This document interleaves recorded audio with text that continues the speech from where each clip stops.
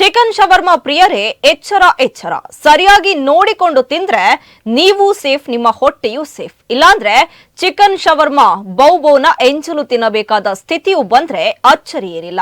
ಅದೇನು ಅಂತೀರಾ? ಇಲ್ಲಿ ನೋಡಿ. ಬಂಟ್ವಾಳ ತಾಲೂಕಿನ ಗ್ರಾಮಾಂತರ ಪೊಲೀಸ್ ಠಾಣಾ ವ್ಯಾಪ್ತಿಯಲ್ಲಿ ಬರುವ ಕಡೆಗೋಳಿ ಎಂಬಲ್ಲಿರುವ ಫಾಸ್ಟ್ ಫುಡ್ ಅಂಗಡಿಯೊಂದರ ದೃಶ್ಯ ಇದೀಗ ಸಾಮಾಜಿಕ ಜಾಲತಾಣದ ಮೂಲಕ ಫುಲ್ ವೈರಲ್ ಆಗಿದೆ.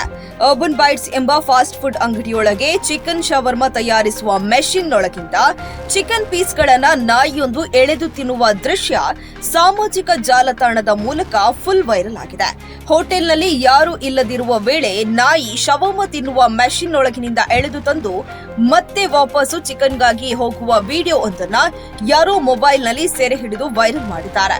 ಎರಡೆರಡು ಬಾರಿ ನಾಯಿ ಅಂಗಡಿಯೊಳಗಿನಿಂದ ಚಿಕನ್ ಕದ್ದು ತಂದರೂ ಅಂಗಡಿ ಮಾಲಕರಿಗೆ ಗೊತ್ತಾಗಲಿಲ್ಲ.